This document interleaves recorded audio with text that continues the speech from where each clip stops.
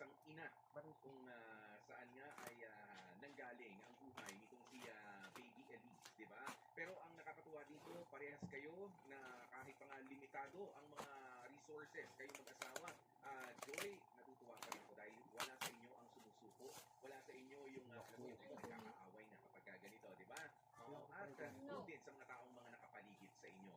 And I'm quite sure, napakarami rin ng mga nakikinig sa atin ngayon na nanaisin na magpaabot ng tulong sa inyong pamilya, lalong-lalo na nga kay Baby Elise. Okay? Ayan, sa mga kapatid nga po natin, pero inyo, from Pampanga to Quezon City, gastos yun. Alam na alam po natin yan.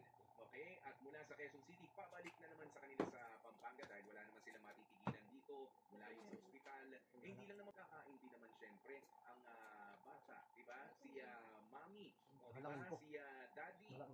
Yung trans po, sabi ko nga, hindi naman pwedeng sa single na motor. Di ba? Na isasakay. Kailangan Mami.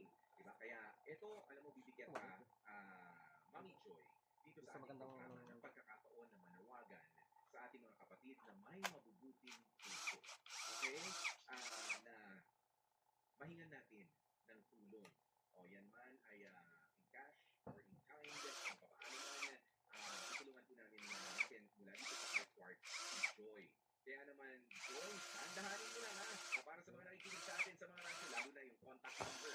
Okay, wag mong madali yung pagsasabi para makapag-paabot ng tulong sa iyo ang ating mga tagapakinig at mga tagapanood. Joy, go ahead.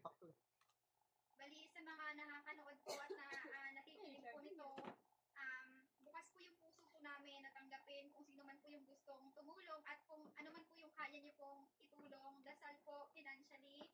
Sobrang magpapasalamat